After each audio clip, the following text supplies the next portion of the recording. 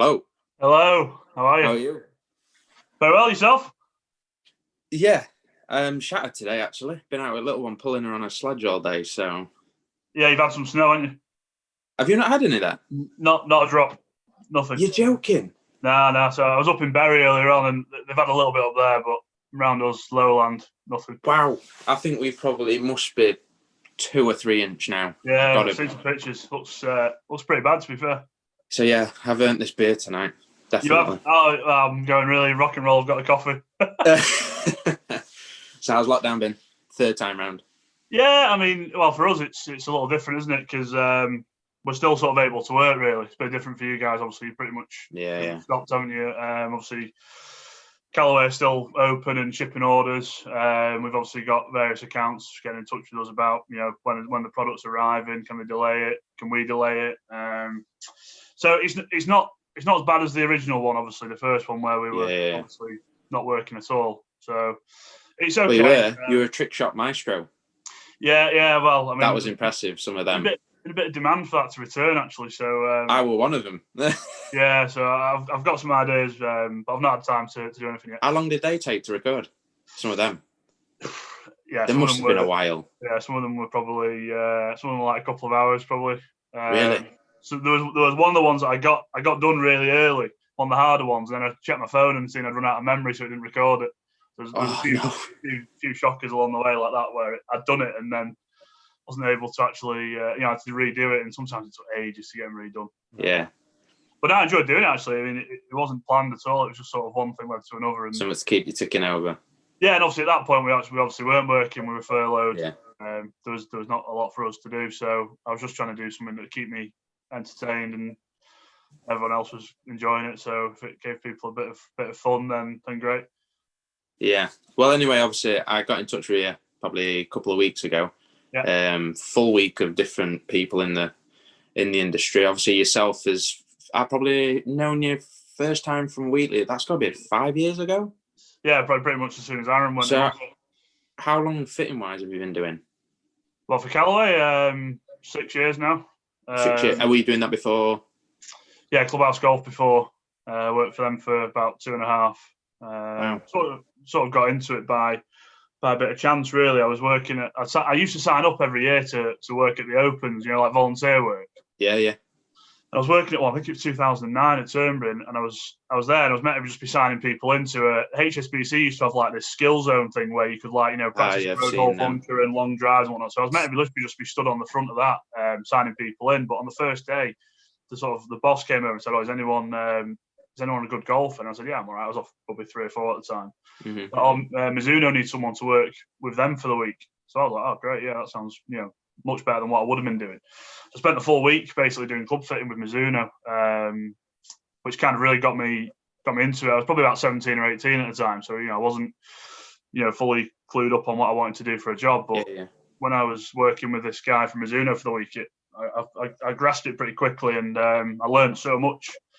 So I'm very grateful, obviously, to Simon, he was called for the training it was. And then, I got my job at Nevada Bob's, where I was working, first of all, whilst I was at uni. Then moved to Clubhouse Golf, which obviously massive retail, learned tons while I was working there. I was doing most of their fittings in their Manchester store, but it was a really tough commute. It was like, an hour each way. So it sort of wore off a little bit. And then obviously Aaron, Aaron Crawford. Yeah. Recommended me for the job that I've now been doing for 6 years now. I would say that's gone quick. That's gone quick. It's a bit of a cliche, isn't it? But you're fortunate to do a job that you like, so it doesn't feel like 6 years. And I'm in that boat. I feel I've got the best job in the world. This is it. So nothing wrong with that. So fittings wise, obviously we'll probably stick with obviously Callaway. How many fittings a year would you do? Now I've seen demo days we've hosted with you before. Yeah, it's crazy. It's pretty mental. Now is that a daily thing for you? Literally, they're not all like that. The ones that we have, obviously the ones we've had at Wheatley and obviously at Doncaster recently, they're not always mobbed and oversubscribed and whatnot. But we're doing. There's about 5 of us doing that job about 9 months of the year across the country. So we get through about 165 each per year. That's a fitting event itself. Yeah. And obviously in them you could probably have Yeah, Probably 8 10, to 10. 12 guys. Yeah, Yeah. yeah, 8 to 10 is probably your average, and then some of them will go a bit more than that, and some of them will be slightly less. But yeah, obviously, if you think about over 1,000 events across the country for we do a fair bit for the company. So yeah, it's a good job though. I love the travel, and obviously Yeah. getting to work with guys who've eventually become my mates over the years. Yeah. How it is when I see you and loads of the guys in Yorkshire. So yeah, I do a bit in Scotland as well. So it's more north based, you are, aren't you? Yeah, I mean, I go Yeah. down to Nottingham and Leicester, places like that. That's about the bottom of my patch. But then our Scottish guys seasonal, so I'm in Scotland usually probably 5 weeks of the year, sort of Right. 3 weeks in February and probably 2 weeks in October, because he does sort of March to September. I like going up there as well because I get to play some nice courses. I was going to say, yeah. Again, I've got a lot of pals up there now as well. So yeah, it's a bit of it can be a lot of travelling, but I don't mind it at all because yeah. So obviously with the amount of fittings you do there, then, and different players' abilities, all sorts of things going off there, what would you say is the most common fault you see in people's clubs? It's tricky, really. I mean, there's not always a common fault, but there is usually a fault of some description. That sticks out quite like a sore thumb almost. It's pretty rare that you'll get someone coming to the demo days whose equipment's bang on. In my eyes, there's usually something that you can find that's not quite right. Heavy shafts is probably the thing that I would say is would stick out there. I mean, as you'll probably know, the weight of shafts across irons and woods has got a lot lighter over the years. Lighter is generally better. Even the tour players, most of them use 60-gram driver shafts. Very light, really, but obviously nice and stiff so that they don't overpower it. So yeah, we try and almost fit. The weight is super important there because that can also improve the club head speed that the golf is creating.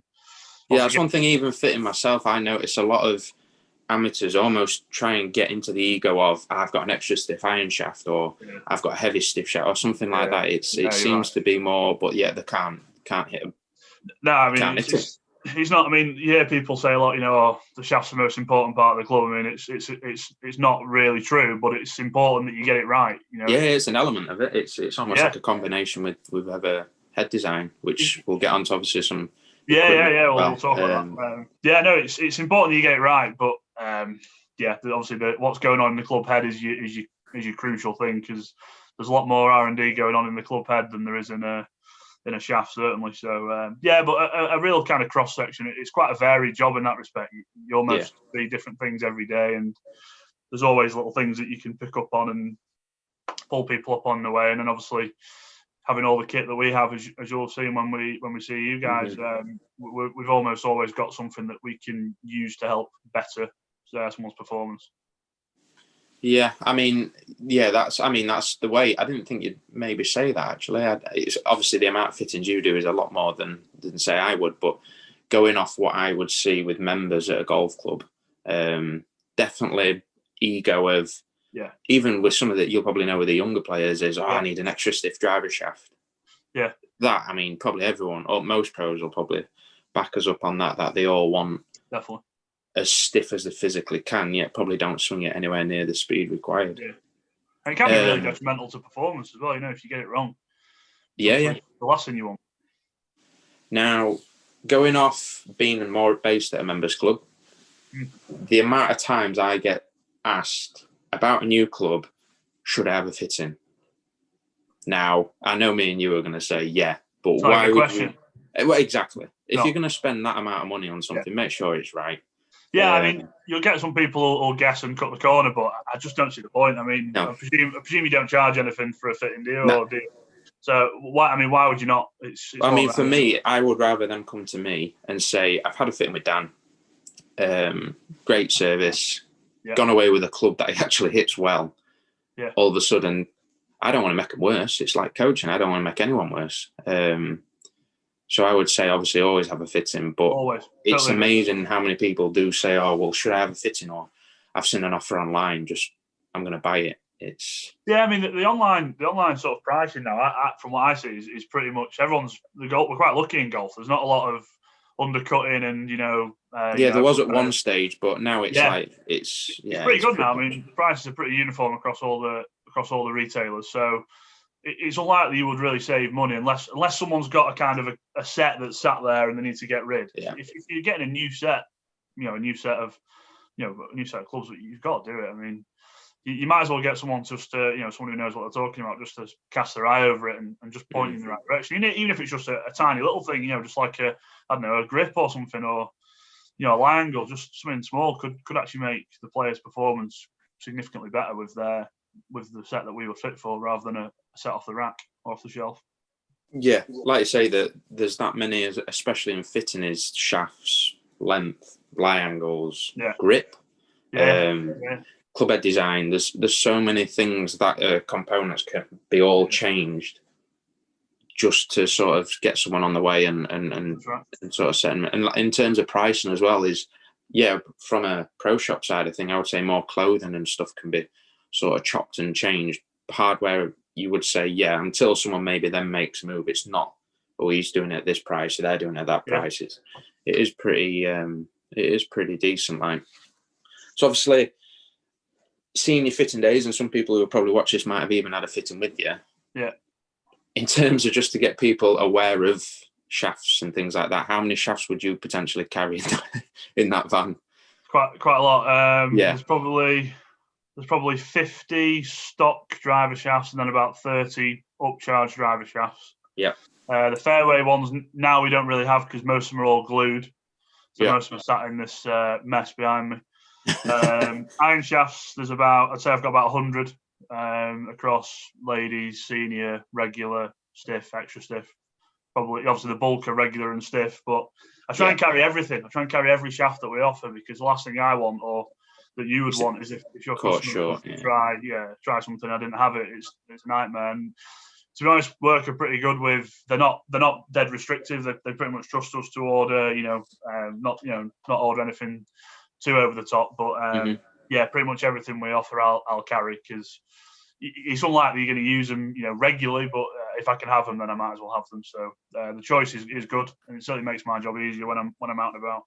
That's fair enough. That, and to be fair, it's almost then still adding a service. Like I say, you don't want to be caught short if someone says, I ain't got that to try. And I think it looks quite good as well, doesn't it? If we have about five bags of shafts I have in the van. So there's I've seen them. It's crazy how many you carry. If I had like 3-4 driver shafts to choose from, it wouldn't. Even though it might be all I need, it's all about building a bit of a buzz around the consumers when they're there and enjoying themselves. So obviously, before we get on sort of the products sort of in the market at the minute and the new stuff, we'll stick with Callaway as well. Obviously, still working for Callaway. Yeah, let's do that. What is the, in your eyes, the best product that you've seen? I know mine, and I'll tell you mine after. Okay, if I was going for one, I'd give original Apex Iron a very close second on this. It has to be mentioned. But if I'm going one, I'm going original Epic driver. Yeah. First driver with jailbreak. Yeah. Pioneering technology. Couldn't believe how much better it was than the previous. I think it was an XR16 at the time. Also adjustable weight track, and it absolutely flew out at demo day. I remember I was at Wheatley with Aaron at the time, and they were crazy. They were just great. I mean, the Sub-Zero was obviously quite hard to use, but still had a place. But we've even got tour players now still using the standard Epic original. Oh, really? I mean, I know Kevin now. He's not obviously a massive name in our region, but in the US he's a big player, and he's been using Epic standard ever since we signed him from Titleist, which I think was about 3 years ago. So for me, the original Epic is the dogs. And the noise as well, like it just made the most pure noise when you hit it, like really old school kind of persimmon noise, which I liked a lot more than kind of drivers that were kind of screaming when you hit them, if you will. So that would be my in terms of what I fitted.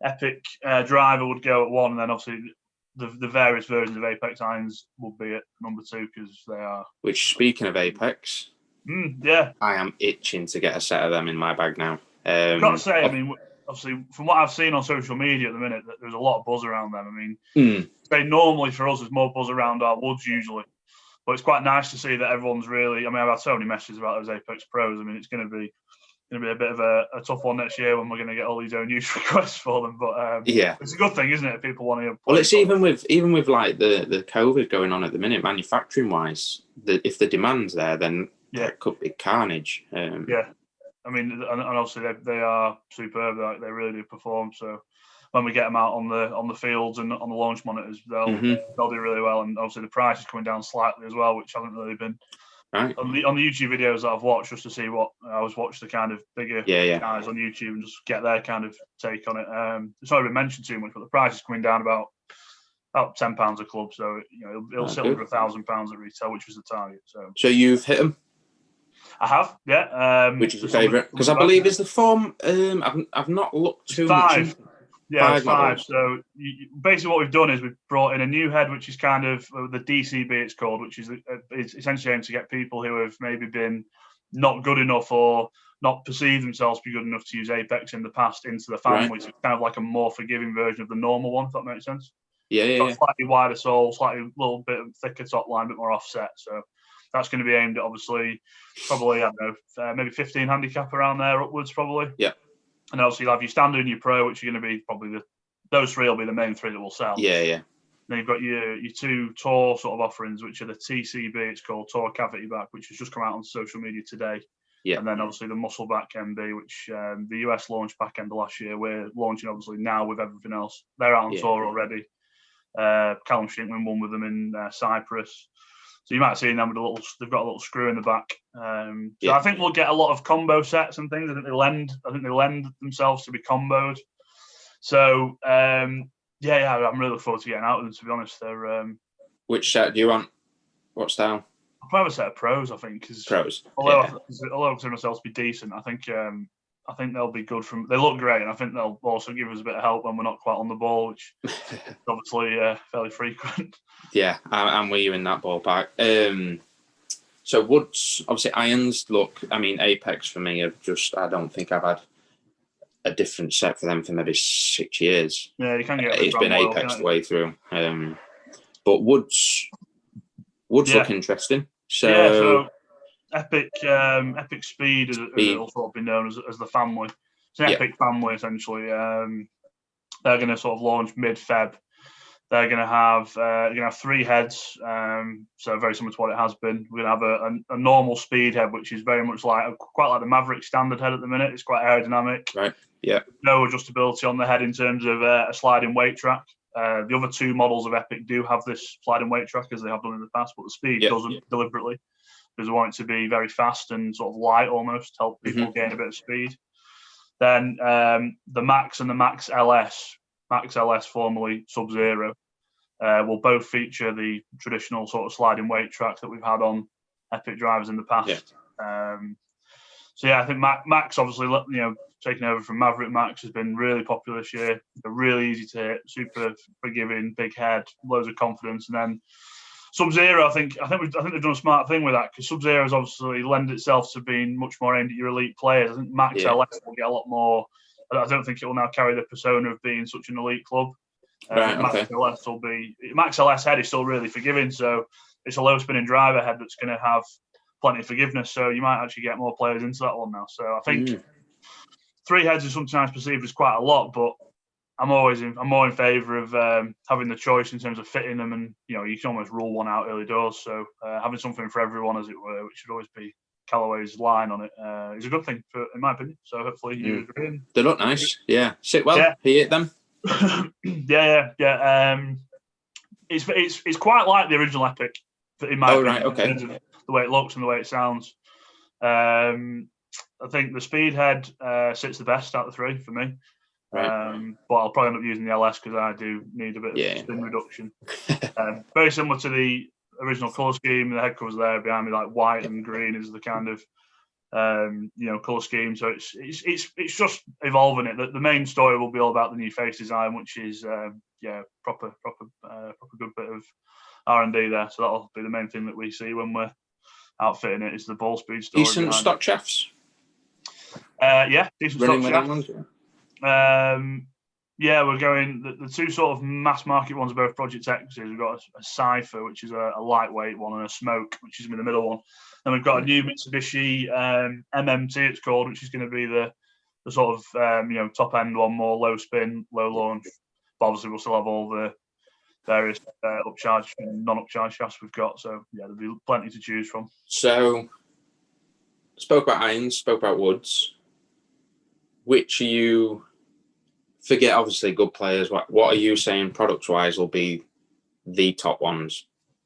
Model wise. Model wise, I think we'll forecast Epic Max to be the biggest selling driver, just because of the adjustable weight. I think is a good thing both for us as a fitter and also for players. You know, if you wanted to do work on your swing, you can take the adjustability off or put it back on and whatnot. So just a little bit more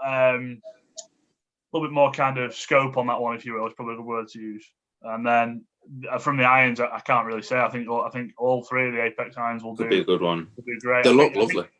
I think as an overall product landscape, it's easy for me to tell, so I work for Callaway, but I think it's probably the best product family that we've presented since I've worked for them since 2014. Yeah. So, I think there's a lot to be excited about, and I'm obviously looking forward to getting back out on the road and getting it in people's hands and seeing what it can do. I think it's going to be hopefully a good year for us.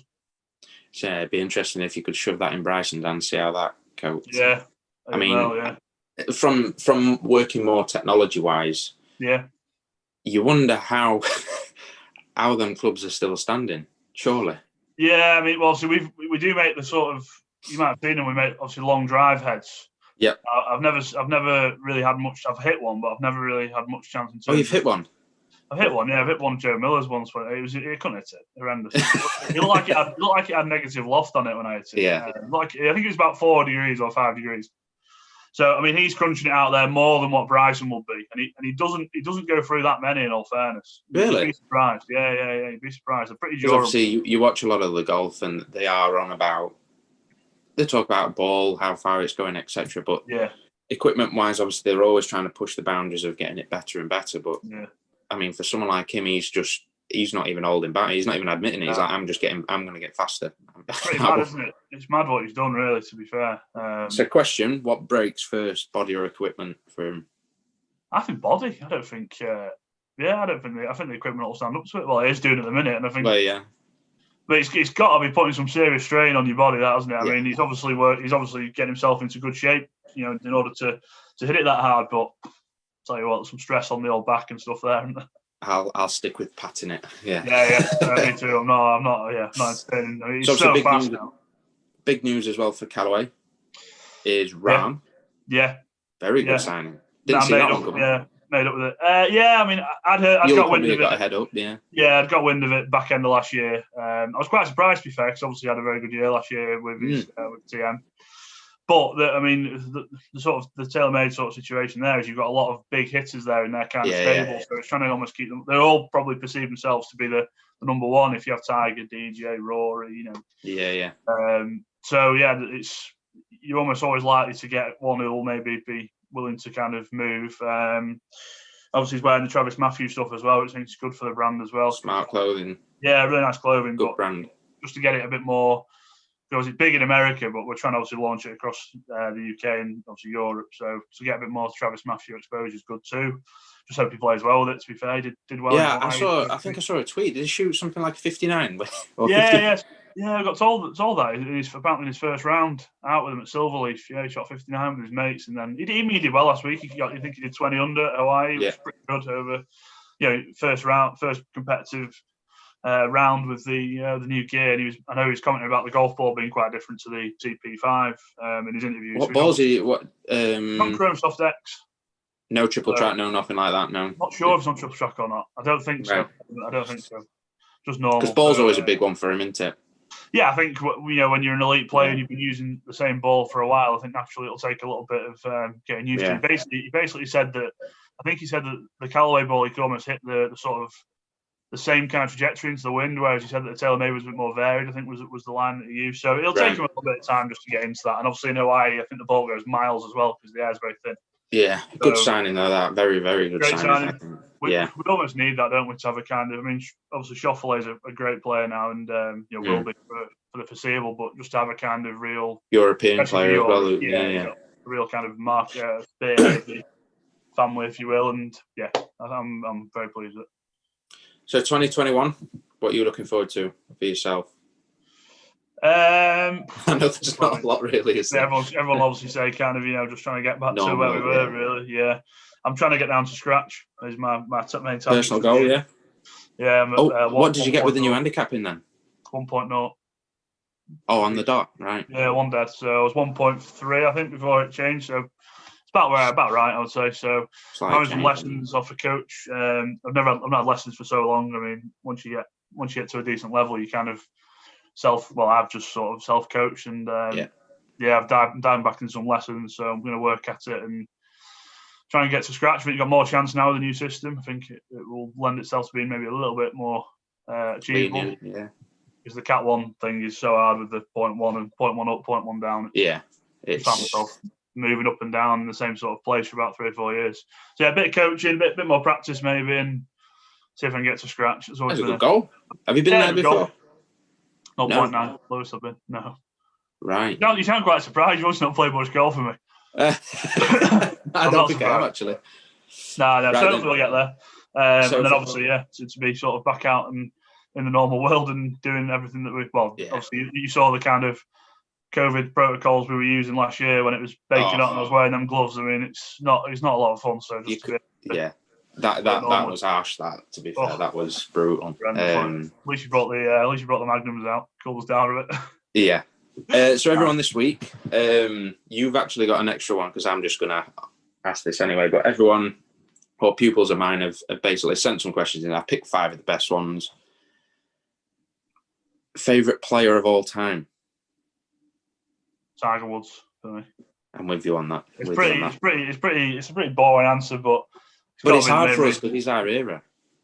That'll be the main reason why I got into golf, and probably the player I like watching the most when I was younger and growing up. And yeah, he's got to be him. I'm a big fan of Stenson as well. I've got to meet him a few times. He's a really top bloke and obviously a Callaway player. So Stenson and Tiger will be my top 2. Favorite club in the bag? Putter. Putter? Well, Putter. Toulon.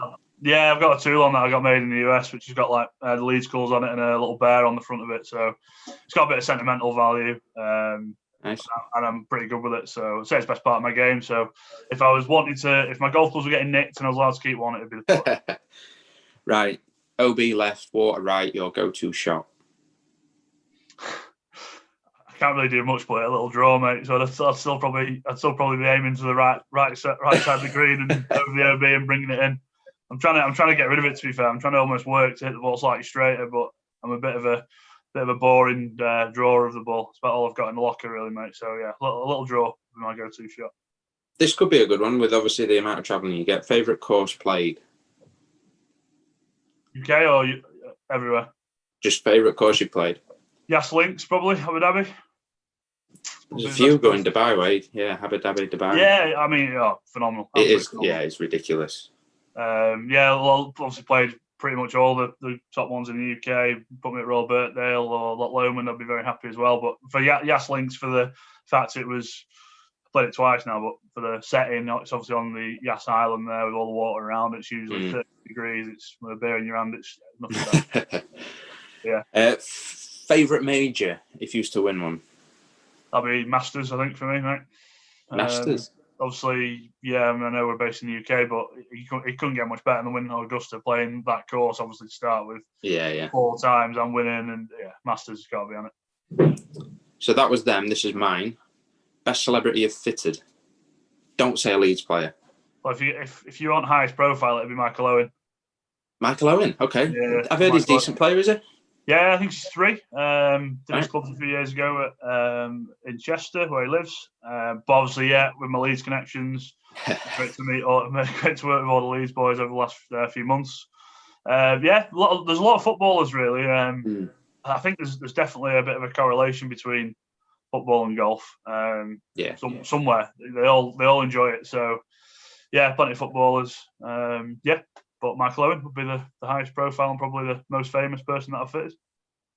It's not a bad one, right? I'm not knocking it out. No, really nice player. Really interesting talking to him about obviously his horse racing thing that he does now with he's got like a horse racing stables out Chester way and all the stuff that they've got there for the horses was unbelievable. So yeah, really interesting bloke to talk to and obviously not a bad footballer in his day. Yeah. Well, that's everything from me. Obviously, it gives a bit of an insight as to what a fitter would do normally week in, week out. I know obviously COVID is a bit of a pain at the minute, but hopefully we get out of it soon. And I think we're trying to book a demo day in with yourself anyway, which Yeah. will be good. The new studio, by the way, is... It looks great, by the way. Looks absolutely mint. Great job. Yeah, it's phenomenal. So, but yeah, thanks for your time anyway, Tom. No, pleasure. Thanks for having me. Great to speak to you. Stay safe. Yeah, Have a good likewise. one. Hope to see you See you next later. See you soon. Cheers, Bye-bye. bud.